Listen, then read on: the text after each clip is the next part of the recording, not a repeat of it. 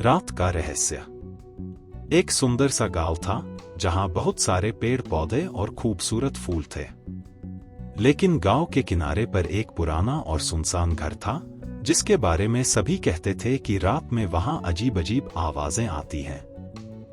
गांव के बच्चे राजू और सोनू हमेशा उस घर के पास से जल्दी से गुजर जाते थे।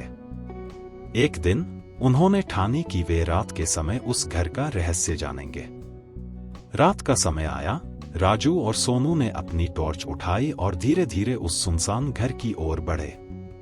जैसे ही वे घर के पास पहुंचे, एक ठंडी हवा चली और दरवाजा खटखटाया। क्रीक क्रीक करते हुए दरवाजा खुला। घर के अंदर का दृश्य बहुत ही डरावना था। अंधेरे में पुराने फर्नीचर पर धूल जमी हुई थी और कहीं कहीं से चूहे की आवाजें आ रही थी। राजू और सोनू ने अपनी टॉर्च की रोशनी से घर को देखा। तभी ऊपर की मंजिल से कुछ गिरने की आवाज आई। ठक!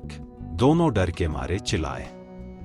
लेकिन जब वे ध्यान से सुनने लगे तो पता चला कि यह आवाज एक बड़े उल्लू की थी जो खिड़की से टकराकर गिर गया था। उल्लू ने उड़ने की कोशिश की और फिर से खिड़की से बाहर निकल गया। राजू और सोनू ने राहत की सांस ली और हंसने लगे। उन्हें समझ आ गया कि घर में भूत नहीं बल्कि उल्लू रहता था जिसकी आवाज से सभी डरते थे।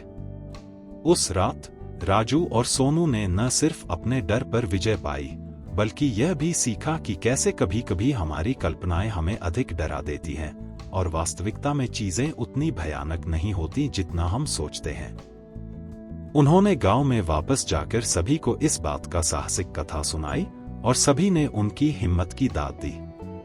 उसके बाद से वह पुराना घर अब सबके लिए सिर्फ एक रोचक जगह बन गया जहां कोई भूत नहीं बल्कि एक उल्लू का घर था।